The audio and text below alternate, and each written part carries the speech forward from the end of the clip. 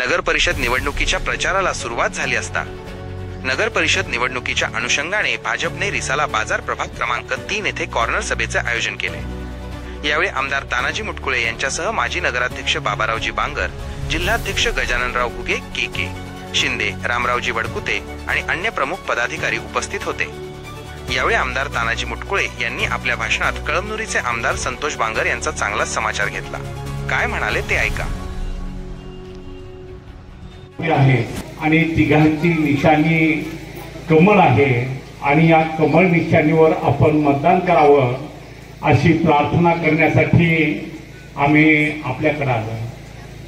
मित्रो, निवडणुका येतात जातात, हे धर्मयुद्ध या निवडणुकीत सुरू झालेलं आहे। अशी निवडणूक गेल्या अनेक वर्षापासून पाहिली, पण अशी निवडणूक मी कधी पाहिली नाही।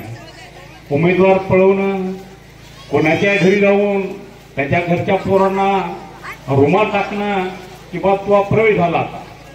आज ते एक नवीनच बाबारावजी मला बातमी सांगितली की माझ्या दुकानावर जातात आणि माझ्या डोक्यावर हात ठेवा म्हणून आपले कळमनुरीचे आमदार माझ्या डोक्यावर हात ठेवा असं म्हणून आपल्या हाताने त्या माणसाचा हात डोक्यावर घ्याले आणि घाला शपथ माझी, आज तुझी तो वाट पाहिजे लोक केव्हा जातोस म्हणून। कारण या हिंगोली शहराला लागलेला कलंक मित्र, या हिंगोली शहरात जुगाराच्या नाव नव्हतं, मटक्याचं नाव नव्हतं, हिंगोली शहरात रेती माफिया नव्हते, तर हिंगोली शहरात या संतोष बांगरना रेती माफिया, जुगाराच्या अड्डे, मटक्याचे अड्डे सुरू करण्याचं काम केलेलं आहे। त्याला जर चाप बसवायचा असेल या निवडणुकीत त्यांना त्यांची जागा दाखवण्याचं काम आमच्या मतदार बांधवांनी करावं अशी विनंती करण्यासाठी आम्ही इथं आलो। मित्रो, संतोष बांगर या भागात आल्यानंतर त्याला एकच प्रश्न विचारा, तू महादेवाचा भक्त आहे, रोज 100 महादेवाचा तू शब्दा घालतोस, तू सीताला पाणी 2 इंची सिद्धेश्वर आणि हिंगोलीच्या मधून येणारी आमची पाईपलाईन, या पाईपलाईन मधून तू किती दिवस किती वर्ष पाणी घेतलं आणि भैमुगाला पाणी देत होता। 10-10 एकर भैमुग फेरलेला या माणसानं, म्हणून मी विधानसभेत तो विषय लावला आणि दुसऱ्या दिवशी आम्ही इन कॅमेरा ते कनेक्शन बंद केले मित्र।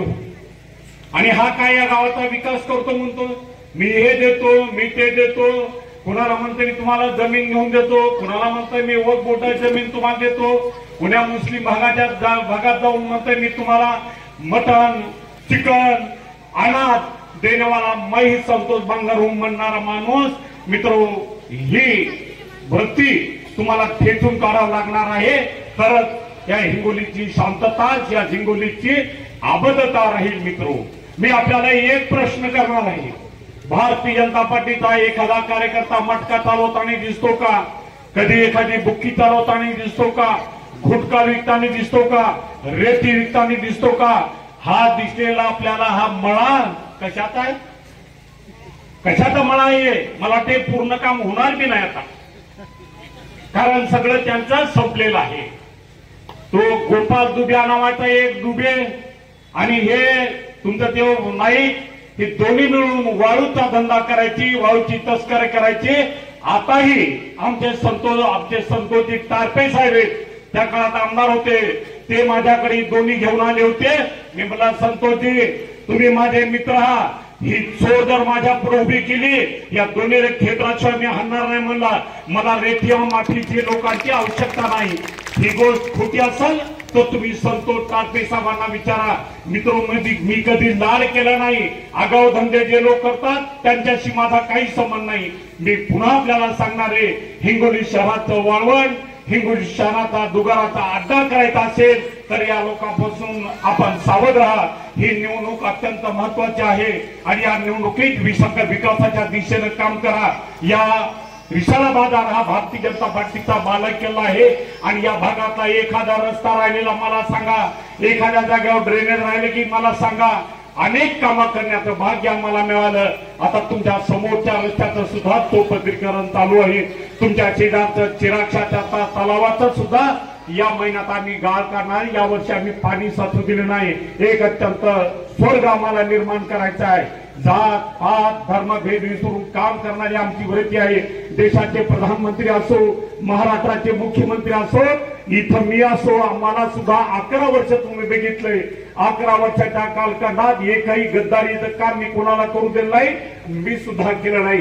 बाबारावजी मांगर 2016 ते 2021 पर्यंत या भागाचे अध्यक्ष होते. त्यांनी कधी कोणाला दुखवलं का? कधी कोणाच्या एखाद्या फ्लॅटवर कब्जा केला का? कधी कोणाच्या घरावर वेगळे वेगळे काय नावं लिहिलेत का? मी आता तोही प्रश्न विचारणार आहे. तो एक इमानदार सरकार आम्ही चालवण्याचं काम करतो. देशाचा असो, महाराष्ट्रात असो, हिंगोली विधानसभेचा असो, हिंगोली नगर परिषदचा असो, आम्ही पूर्णपणे इमानदारीनं काम करावं असा आमचा मानस असतो आणि त्याला साथ देण्याचं काम आपण सगळेजण करा अशी प्रार्थना करतो. आमच्या तिन्ही कमळ या चिन्हावर मतदान करून आपण आम्हाला प्रचंड मताने विजय करा अशी प्रार्थना आजच्या प्रसंगी आपल्याला करतो. आणि 27 तारखेला या राज्याचे मुख्यमंत्री देवेंद्रजी फडणवीस साहेब यांची सभा गांधी चौकात दुपारी 1 वाजता आहे. त्या सभेला सुद्धा आपण सर्वांनी, माझ्या माता भगिनींनी सुद्धा, आमच्या सर्व तरुण वर्गाने, आमच्या व्यापारी बांधवांनी, या भागाच्या रहिवासींनी मोठ्या संख्येने त्या सभेला यावा अशी प्रार्थना करतो. पुन्हा एकदा सांगतो, हिंगोलीचा विकास हाच आमचं ध्येय आहे आणि त्या ध्येयाला आपण साथ द्या अशी प्रार्थना करतो आणि माझे 2 शब्द संपवतो.